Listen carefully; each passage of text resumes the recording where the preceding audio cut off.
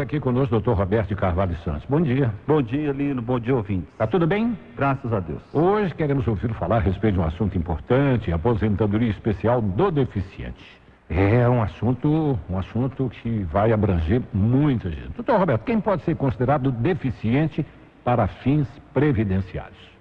Lino, essa fala aí, essa pergunta que você fez para fins previdenciários é importante, porque tem o deficiente para fins fiscais, para ter uma isenção fiscal, tem o deficiente para fins para cumprir aquela cota da legislação trabalhista, aqueles que a empresa com mais de 100 empregados é obrigada a manter de 2% a 5%, e tem o deficiente para fins de aposentadoria, que é o que é previsto na Lei Complementar 142. E esse conceito interessante que foi o mais amplo possível, né? Não é só o deficiente físico, é o deficiente mental, é o deficiente intelectual, é o deficiente sensorial, ou seja, toda aquela pessoa que tem algum tipo de deficiência que a incapacite, que a impeça de participar de forma plena e efetiva na sociedade em igualdade de condições com as demais pessoas.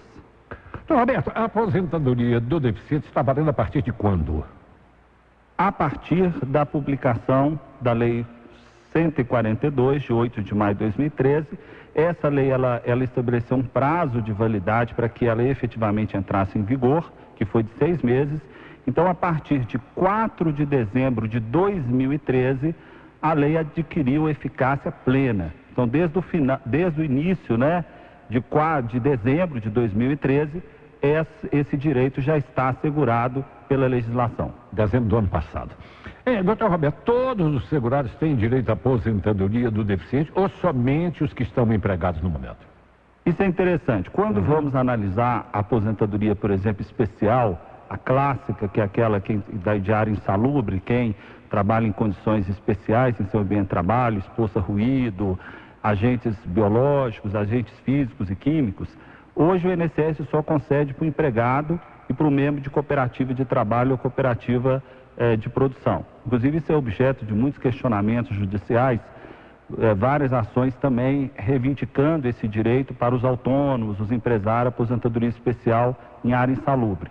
Mas a aposentadoria especial do deficiente, a própria lei garante a todos os segurados, ou seja, desde o empregado doméstico, o trabalhador avulso, que é o portuário, o segurado facultativo, então a pessoa desempregada que também recolha para a Previdência Social, a dona de casa, e também o autônomo empresário. Então, essa aposentadoria especial do deficiente, ela atingiu uma amplitude subjetiva, que a gente costuma dizer, ou seja, com relação aos sujeitos ativos desse direito, a mais ampla possível. Então, todos os segurados que preenchem os requisitos previstos na Lei 142, Lei Complementar 142, que foi regulamentado pelo Decreto 8.145 de 2003, fazem jus a esse benefício de aposentadoria especial. Doutor Roberto, quais são os requisitos para a pessoa ter direito à aposentadoria especial do deficiente? Lino, primeiramente, houve uma portaria interministerial número 1 de 2014, que estabeleceu um requisito um pouco polêmico, estabelecendo que a pessoa tem que ter pelo menos 2 anos de deficiência. Ela, antes do agendamento, pelo telefone 135, que é o telefone da Previdência Social, por intermédio do qual você vai agendar esse pedido de aposentadoria especial, você tem que ter pelo menos 2 anos de deficiência comprovada. Além disso, você tem que ter, se for para deficiência grave, 25 anos de contribuição para homem e 20 anos para mulher. Deficiência grave, 25 anos para homem e 20 anos para mulher. Deficiência moderada, 24 anos para a mulher e 29 anos de contribuição para o homem. E para deficiência leve, 33 anos de contribuição e 28 anos, 33 para o homem e 28 para a mulher. Então, veja, você não precisa ter os 25 anos, aqui no caso da deficiência grave, ou 20 anos para a mulher, você não precisa ter os 25 anos como deficiente. O que você precisa ter, no mínimo, 2 anos. O tempo restante, ele vai ser ajustado proporcionalmente. Então, vai ser feito uma regra de 3, para que aquele tempo em que o indivíduo não era deficiente, possa ser contado com esse tempo de deficiente. Agora, o tempo mínimo é de 2 anos. A pessoa pode estar pensando assim, quais são os requisitos para eu ter direito à aposentadoria por idade, sendo deficiente? Exatamente. Nós temos duas aposentadorias que foram criadas por essa lei 142. Primeiro, essa aposentadoria por tempo, que eu já falei, 25, 28 ou 33 para o homem, dependendo do grau da deficiência, e 20, 24 e 28 para a mulher, dependendo do grau de deficiência. Mas existe outra aposentadoria, que aí o segurado aqui vai escolher qual que se adequa melhor a ele, que é a aposentadoria por idade, que é 55 anos de idade para a mulher e 60 para o homem. Então, repito, aposentadoria por idade do deficiente, 55 anos de idade e 60 para o homem. Qual que é a diferença em relação a essa aposentadoria anterior? Primeiro, a aposentadoria anterior não depende de idade. Qualquer idade, a pessoa completando os requisitos vai fazer jus. Segundo, que ao invés de comprovar no mínimo 2 anos de deficiência, tem que comprovar 15 anos de contribuição como deficiente. Então, mas tem outra vantagem. Não depende do grau de deficiência. Então, a aposentadoria por idade, que é aos 15 anos de contribuição como deficiente, 55 anos de idade mulher e 60 homem, independe do grau de deficiência. Pode ser uma deficiência leve, moderada ou grave. A pessoa já vai fazer jus a essa aposentadoria. Então, Roberto, outra coisa, no caso de aposentadoria por idade, é preciso comprovar grau de deficiente leve, grave ou moderado? Lino, aí que tem a grande vantagem dessa outra modalidade da aposentadoria por idade. Na aposentadoria especial clássica, isso vai ficar um critério muito subjetivo, porque eu vou te dizer que o grau de deficiência, ele não, muitas vezes, vai depender de uma avaliação objetiva. Vai depender de uma série de critérios que depois a gente pode falar. Na aposentadoria por idade, que é os 55 e 60, 55 para a mulher e 60 para o homem, qualquer grau de deficiência.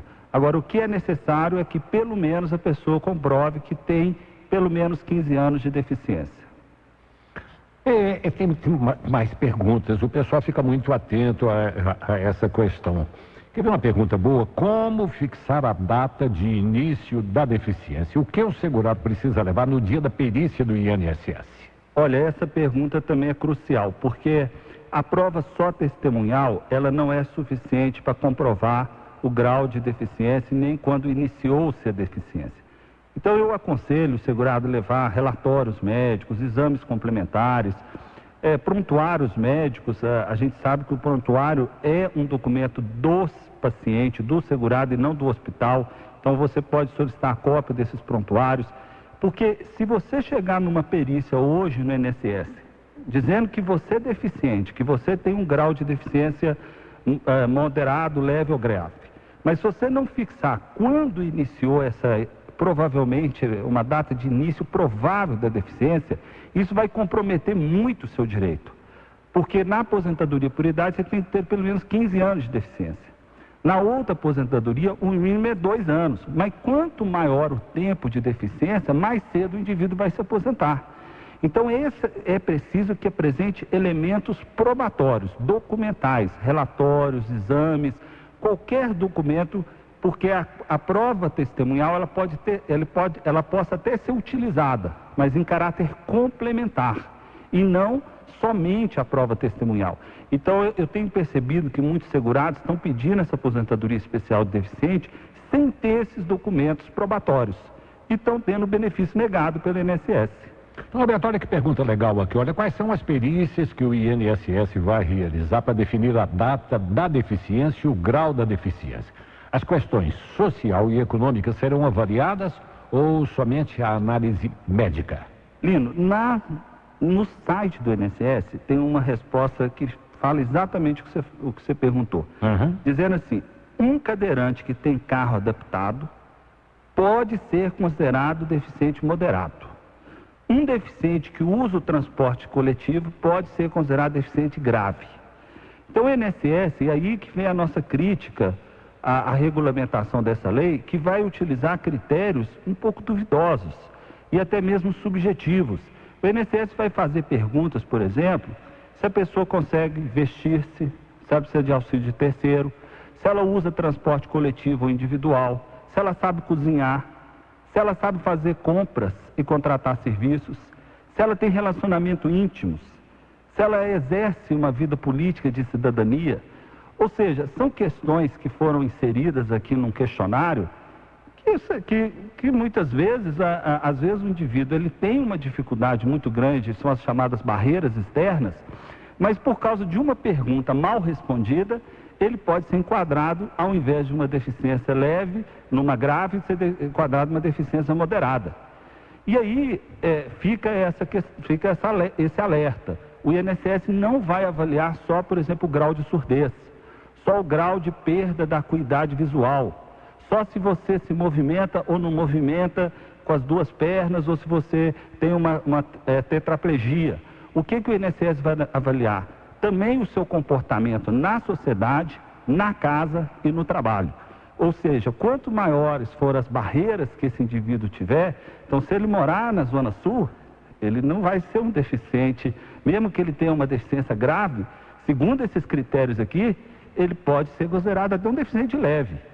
Coisa polêmica, hein? Muito polêmico, porque isso vai também para uma análise subjetiva.